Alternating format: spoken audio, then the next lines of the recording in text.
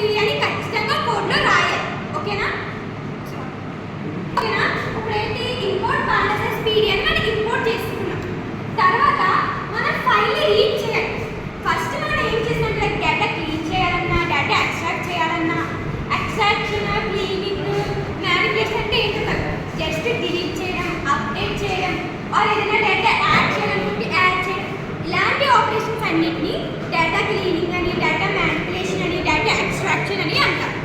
So అలా first ఆ operations అన్ని చేయాలంటే, ఆపరేషన్స్ అన్ని చేయాలి అంటే ఫస్ట్ మనం ఏం చేయాలి? డేటాని రీడ్ చేయాలి. ఆ డేటాని ఎలా రీడ్ చేయాలంటే ఇప్పుడు మనకి df అంటే డేటా ఫ్రేమ్. ఓకేనా? ఇది తర్వాత మాట్లాడుకోవచ్చు. మనం ఒక వేరియబుల్ అనుకోండి. సో df pd.read/csv అంటే నేను ఒక csv ఫైల్ తీసుకున్నాను. నేను మీకు ఆల్రెడీ చెప్పాను ఎటువంటి ఫైల్స్ ని మనం రీడ్ చేయాలనుకుంటున్నాం. ఎక్సెల్ షీట్స్ కానీ, csv కానీ, జాక్సన్ ఫైల్స్ కానీ, ఇలాంటి ఫైల్స్ అన్నిటిని మనం రీడ్ చేయాలనుకుంటున్నాం. సో అలా అనుకున్నప్పుడు నేను ఏం చేశానంటే ఒక csv ఫైల్ అనేది తీసుకుని ఇదేంటంటే csv ఫైల్ ఒక పార్ట్. ఓకేనా? ఈ పార్ట్ ఎలా తెచ్చుకున్నానంటే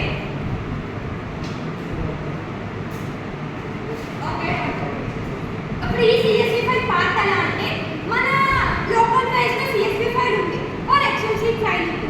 దాని మీద క్లిక్ చేస్తే సమ్ ఆప్షన్స్ వస్తాయి కదా, అందులో పార్ట్ ఇస్తాడు. సో ఆ పార్ట్ ని కాపీ చేసి తెచ్చి ఇక్కడ పెట్టుకున్నామంటే లైక్ ఇలా ఇవ్వాలి. ఒకవేళ మీరు ఎక్సెల్ షీట్ ని రీడ్ చేశారనుకోండి, csv ఫైల్ లో ఏం పెట్టాలి? ఎక్సెల్ అని పెట్టాలి. అండ్ ఇక్కడ ఏం పెట్టాలి? ఎక్సెల్ అని పెట్టాలి. ఓకేనా? ఆర్ జాక్సన్ ఫైల్ రీడ్ చేస్తే JSON జాక్సన్, అండ్ ఇక్కడ కూడా జాక్సన్ అని పెట్టుకోవాలి. అలా మీరు ఏ ఫైల్ ని రీడ్ చేసినా కూడా ఆ ఫైల్ పార్ట్ అనేది తెలిస్తే ఆ ఫైల్ లో ఉన్న మొత్తం డేటాని మనకి పాండాస్ అనేవి రీడ్ చేసేస్తాయి. అక్కడ వరకు క్లారిటీ ఆనేసి ఇప్పుడు అందులో ఉన్న డేటాని ప్రింట్ చేయాలనుకున్నా. ఫస్ట్ అందులో ఏ డేటా ఉందో తెలియదు కదా, సో దాన్ని నేను ప్రింట్ చేయాలనుకున్నట్టు ప్రింట్ df అంటే ఓకేనా? టూ అంటే మీకు తెలుసు కదా, అండ్ స్ట్రింగ్.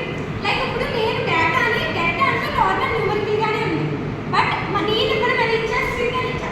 అది ఎందుకు అంటే ఇప్పుడు మనం స్ట్రింగ్ అని ఇస్తే అది రీడ్ చేసుకోవడానికి ఈజీ అయిపోతుంది. ఓకేనా? సో దానికోసం నేను df.to/string అని ఇచ్చాను. అలా చేస్తే ఏమైతే ఇక్కడ ప్రింట్ అని ఇచ్చాను కాబట్టి అందులో ఉన్న డేటా అంతా ఇలా లైక్ అలా csv ఫైల్ ఉన్న డేటా అంతా ప్రింట్ అయింది.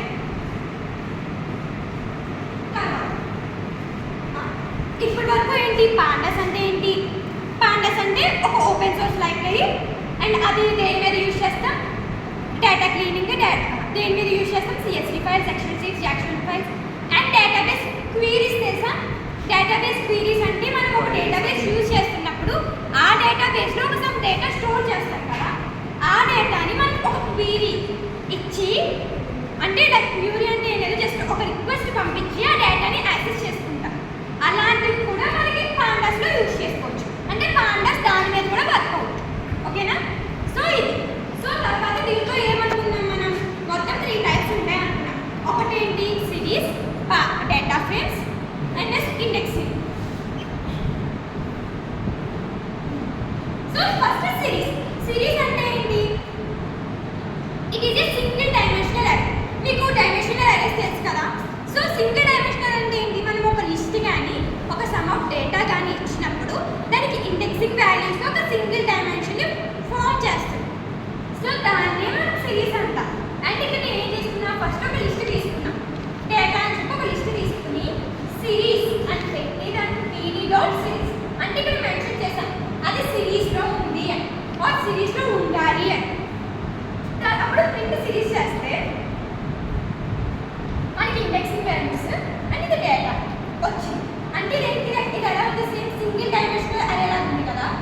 సో ఇప్పుడు ఈ ఇండెక్సింగ్ వాల్యూస్ ఎలా వచ్చాయంటే సిరీస్ సింగిల్ డైమెన్షనల్ అరేలో ఉంది కాబట్టి ప్రతిసారి మనం సింగిల్ డైమెన్షనల్ అరే అంటే దానికి డిఫాల్ట్గా మనకి ఏమొస్తాయి? ఇండెక్సింగ్ వాల్యూస్ వచ్చేస్తాయి.